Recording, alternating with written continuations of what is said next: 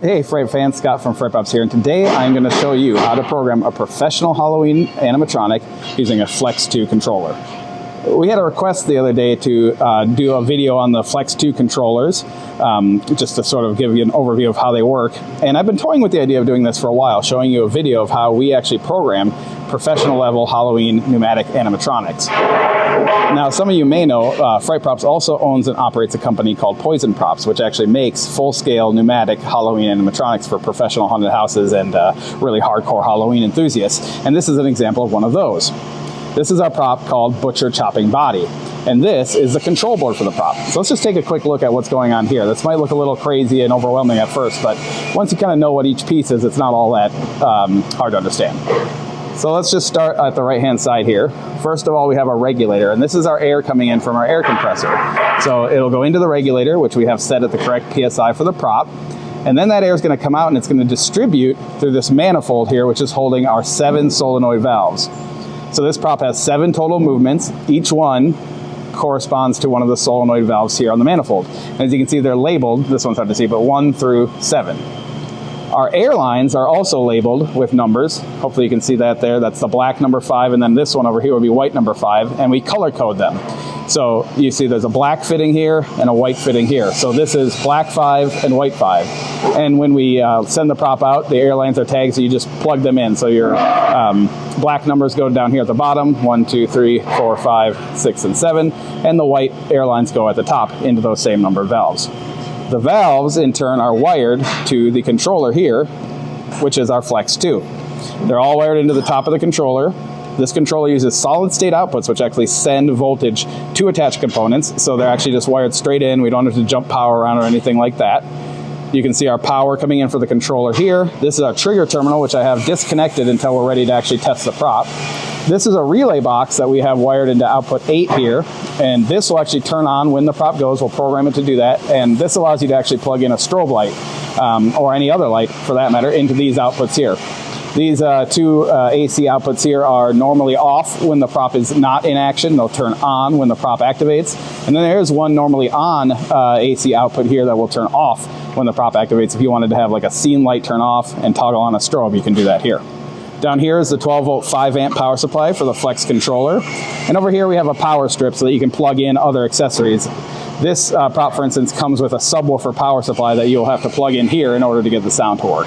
And you can see our Poison Props label here, giving us the part number for the prop, the name of the prop, and the recommended PSI setting, which we'll set as part of the programming here. All right, so let's start with step number 1, which is just going to be to get air flowing to the prop. So I have my air control valve here. I'll go ahead and turn that on, and the prop will start receiving air. Now, the first thing I always do is set my regulator.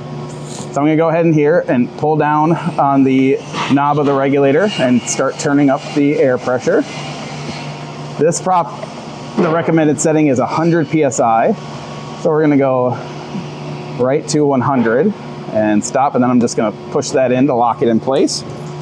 And the next thing we're going to do is set our speeds for all the cylinders that are inside the prop. So as you can see, each one of these solenoid valves has 2 fittings on it. And because we're using a manifold, we're actually just going to be controlling the flow of air coming out of the 2 ports on the manifold that feed directly into the cylinders inside the prop. Each one of these valves is connected to a different cylinder on the prop, and by adjusting these flow controls, we can control how fast those cylinders extend or retract. So the thing I like to do first, because the way these come from the factory, they'll be open, pretty far, is actually kind of tamp them down. And we'll go 1 movement at a time because I don't want the prop to activate too violently. So I'm going to lower a couple of them down here so that the prop doesn't come shooting out too fast or too violently when we're actually setting the levels of this cylinder speeds. The first movement that I program with a prop like this is usually the character flying out over the table. So this prop has a gag where he sort of flies from behind the table that has the body on it here. But in order to do that, you can kind of see maybe that his hand here is actually below the level of the table. And that's because he does have a motion here on our number 4 valve that raises his arms up.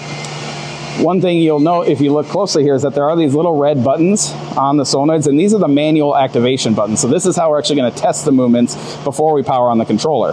So if I hit number 4 here, you'll see his arms lift up. And I'm going to try to feather it kind of down because it's probably too violent coming down. for now, and we'll adjust that later. But in order to program that movement coming across the table, I want to lock the arms in an upward position. So to do that, I'm just going to take a screwdriver. There's a little slot in the red manual button here. Just going to insert that and twist. And that will lock the arms in that upward position so that I can bring him across the table without his hands hitting. So let's go ahead and adjust that first movement and fine tune the speed. So we'll just see where it's at right now. I'm just going to hit this manual button here. Comes out across the table. We'll let it go to send him back. And that's actually pretty good right there. What I'm looking for here is a balance between a decent amount of speed and making sure that the prop isn't banging or smashing too hard. I could set this so that the prop came flying out at us at a super high rate of speed, but the likelihood that that's going to last is pretty low. So we can maybe speed it up just a hair. I'm just looking for a nice smooth movement out to the end of the scissor and then letting it go. I'm going to kind of let it just coast back at an even and not super violent rate, because I don't want to just smash back against the back of the scissor mech that's behind him. So we'll go ahead and save that for now. So to program the other movements, I actually want him to come out in front of the table. So I'm going to do the same thing as we did with the number 4 valve here. I'm just going to take my screwdriver. I'm going to place the flat tip into the button and twist, and that way he'll come out and stay right there. And now we can work on some of his other movements. All right, so let's proceed and test some of the other movements here. So on valve number 2, we have his head turn. And if I press the red button on the solenoid here, you'll see we have the head turning. And so I think the turning to his left is a pretty decent speed. Turning back is probably a little bit too fast.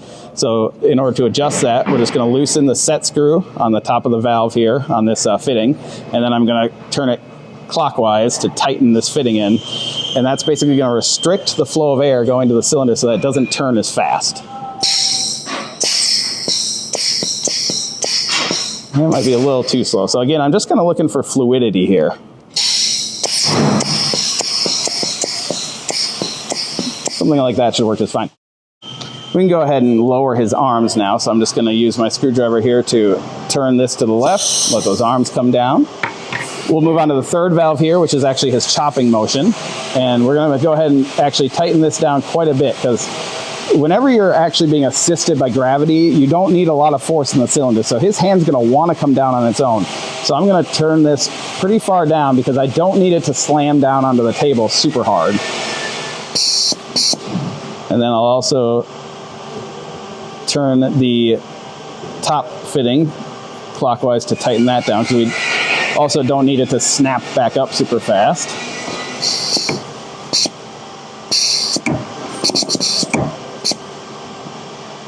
All right, and that should work good for that. As we saw before, the 4th valve is going to be for his elbows to raise up. So we can go ahead and tighten that down, and we can also definitely tighten down the top output of the solenoid here, because that is, again, that return to resting. And since we have gravity kind of helping us along, we don't need a lot of cylinder force to get those arms to come back down. In fact, we want the opposite. We want to sort of slow that down as much as we can so they don't slam down at the bottom of the movement. So yeah, as you can see here, we have a decent speed going up and then a nice gentle return down. That should work for that. The 5th valve here should be the twisting of the body left and right. So again, we can go ahead and set those lower than they are now for sure. If they were fully open, the body would really thrash side to side. We don't need that. I'm not trying to tear the thing apart. We're just trying to create a cool, surprising motion, especially when this is in the dark in a haunted house with a strobe light on it. The super fast motion is not actually necessary to create an effective scare.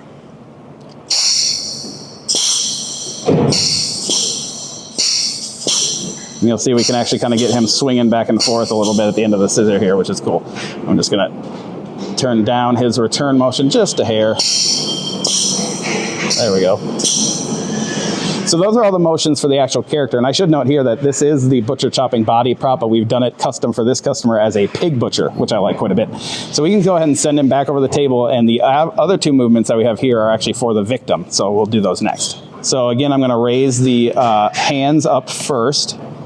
So we will twist the button here for number 4 so that the hands don't hit the table when he comes back. And then I can release the manual lock for the scissor extension and send them back. And then we can go ahead and lower the arms again. All right, so the last two movements, as I said, are for the victim, and these basically move his torso up and down and his legs up and down. So for these ones, I'm gonna open the black fitting, the lower fitting here, pretty far, because I do want to have a little bit of a startle. You know, I'm trying to get a flopping motion here, so I want something a little bit fast, but I don't need it to slam back down on the table, so I'm gonna restrict the other movement of the cylinder so that they don't slam back down super hard onto the table.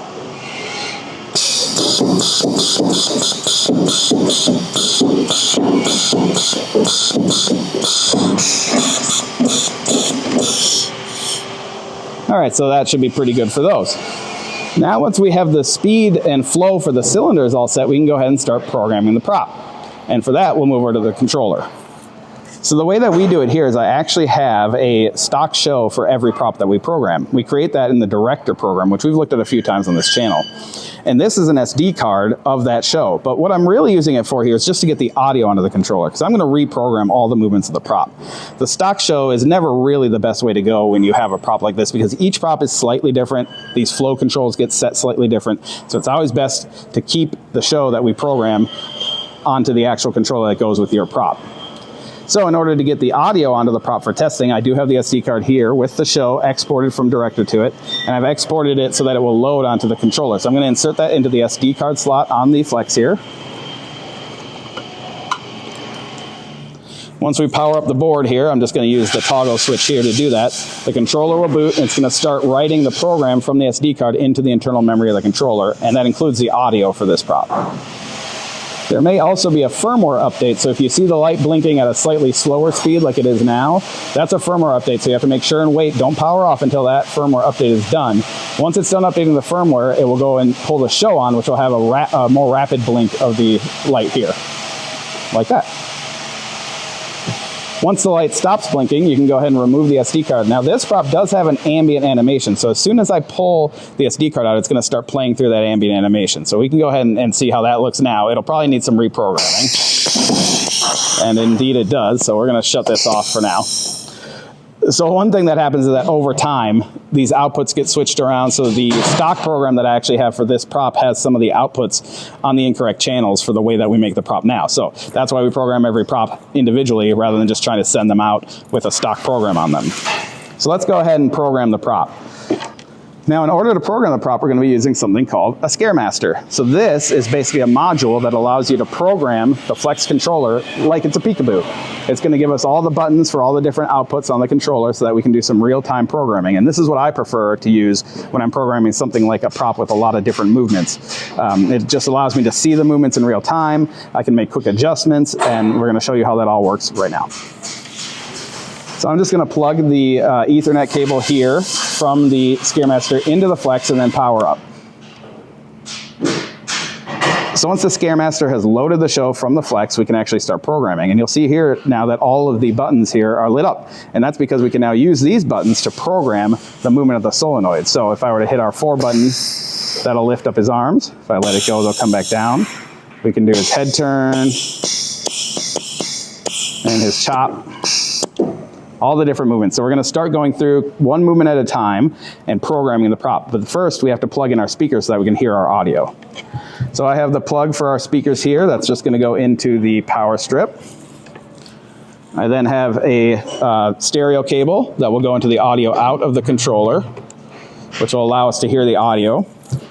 And we're going to start by programming the scare animation. So this prop has 2 animations, an ambient animation and a scare animation. So we're just going to start with the scare animation because that's the most common thing that people will probably be doing. A lot of times props don't have an ambient animation.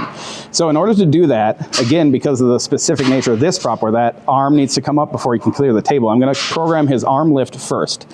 So you can see all my buttons are on. That means that when I hit the record button here, I'm able to record all of these outputs at the same time. And then I'll show you how we sort of eliminate different outputs and program one step at a time as we go through the whole prop. So I'm just going to hit record, and then I'm going to hit 4 to raise the arms up.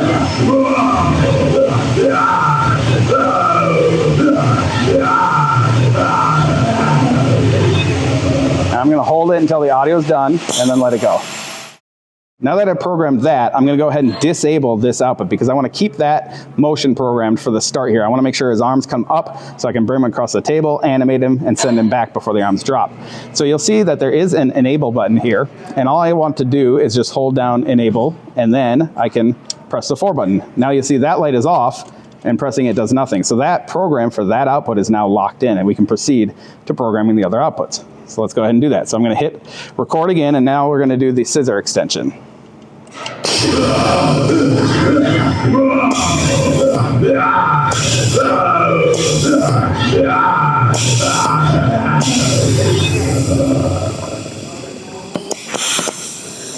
All right, there we go.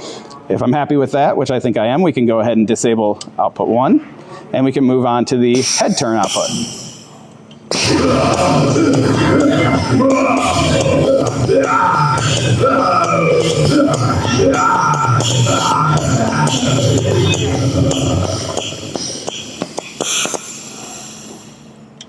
That looks good. I think I'll adjust the camera here a little bit so y'all can see a little bit better the actual prop in motion. All right, next up is our chop. So we're going to go ahead and animate that.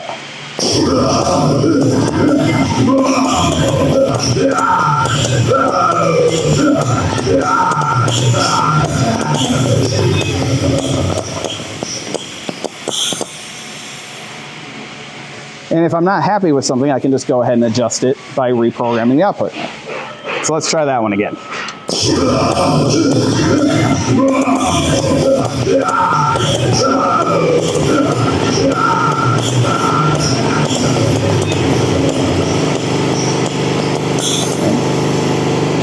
That should work for that. The 5th output here is going to be that torso swaying back and forth, so let's go ahead and record that.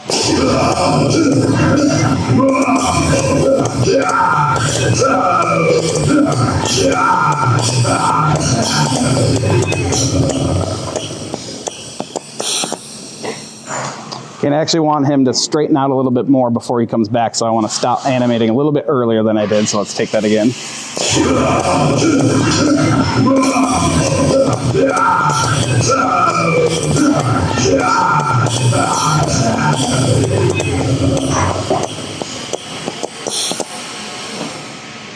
Okay, you can go ahead and disable that. So 6 and 7 are both the buttons that animate the body here, so let's go ahead and program those. I'll start with 6 for the upper torso here.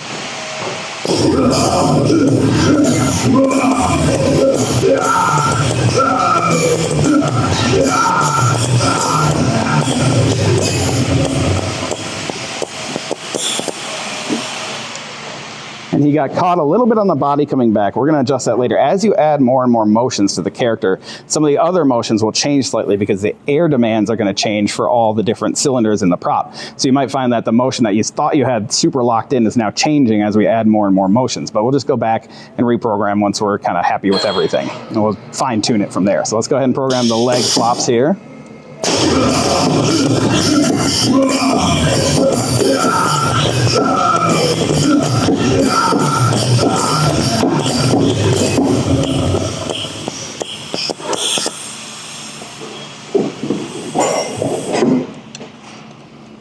Yeah, and so you can see there again that he sort of had to drag himself across the body. So we're going to go ahead and tweak that so that that doesn't happen. So let's do that now.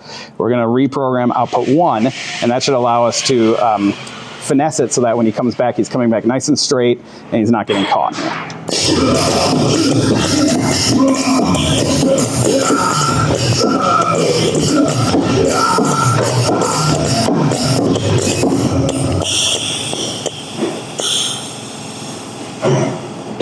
Okay. Now, if you were looking closely there, you probably saw that his hand dragged across the body. So now we're just going to adjust number 4 again. And this is kind of the dance of programming a prop. You get one input right, the other input starts to not work so well, but you just sort of go through until you have a final finished product that you're happy with.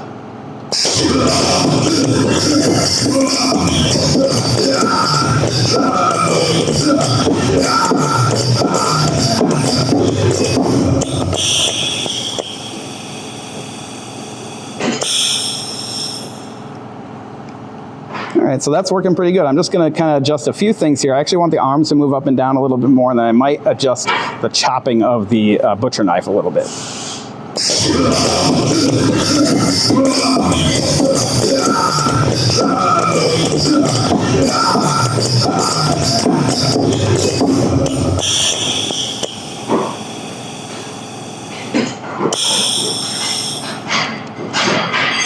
And all in all, I think that actually looks pretty cool. So the last thing I'm going to do, once I'm happy with all the other animation, is program our strobe outlet. And that's on channel 8 here. So you can see if I hit 8, a green light comes on, indicating that this relay is actually activating. So in order to program this output, I'm just going to hit record and hold down 8 for the duration of the prop activation.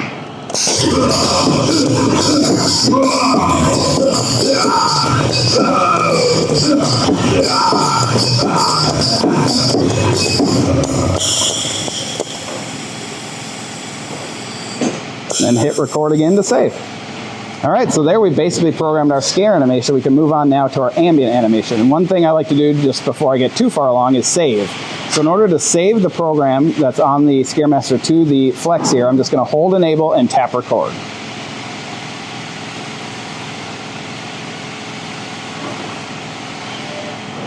The ScareMaster will go ahead and save to the BooBox there, and we are all set.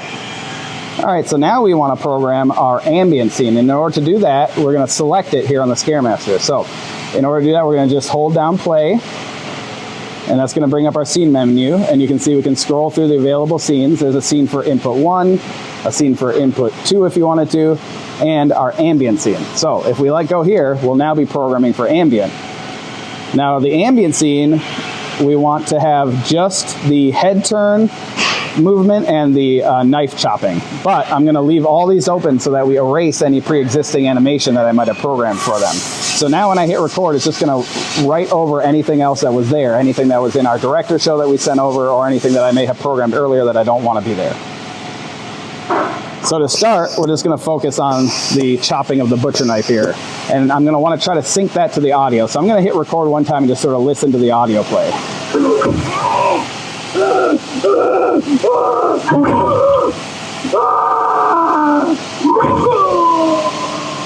And then I'll hit record again to save. So I have an idea now what to do. I'm going to hit record. I'm going to try to play along with the audio to get the knife to chop at the right time.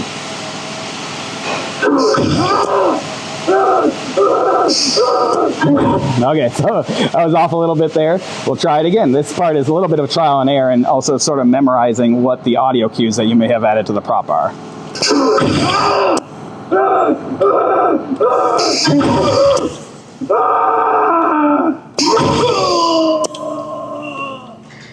Okay, not bad there. So one thing we can do that's actually pretty cool is we can do what's called punching in. So if you were watching again closely, I think you'd see that the first 2 hits were pretty well synced to audio, but that third one was maybe a little bit off. So what we can do is actually hit play. It'll play back our scene, and then when I want to punch in and overwrite my recording, I can just hold on record, and then it'll allow me to sort of punch in and overwrite any of the existing animation with the buttons here. So we'll hit play.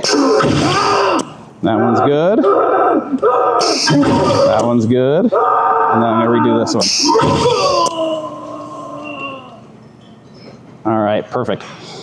So now that that's set, we can go ahead and disable all the outputs except the few remaining that we want to keep working on. So I was going to add the head turn in, so let's do that next.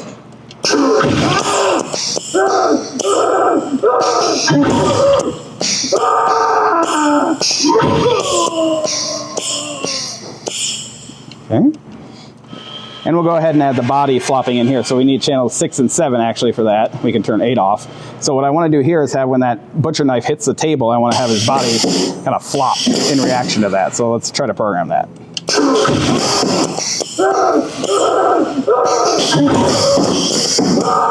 All right, let's take it again. So this again is just a kind of trial and error, getting your timing down right.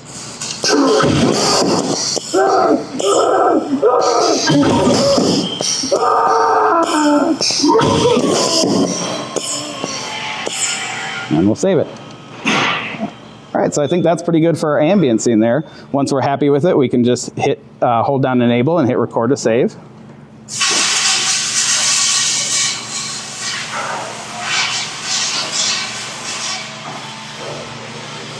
And once that's done and we're happy with both our scare animation and our ambient animation, we can just go ahead and unplug the Scare Master. You'll see that the ambient scene will start to play right away.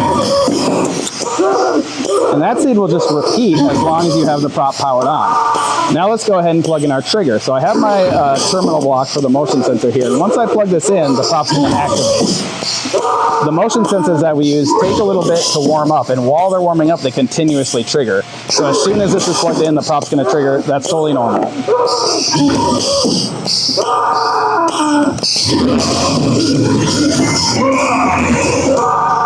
As we wait for the sensor to warm up, you'll notice this red light's on. That's the trigger indicator. So that tells us the prop is being triggered right now. Once that trigger indicator light turns off, we know that the sensor has warmed up. We can go ahead and test it now by activating the sensor, and we'll see the prop trigger.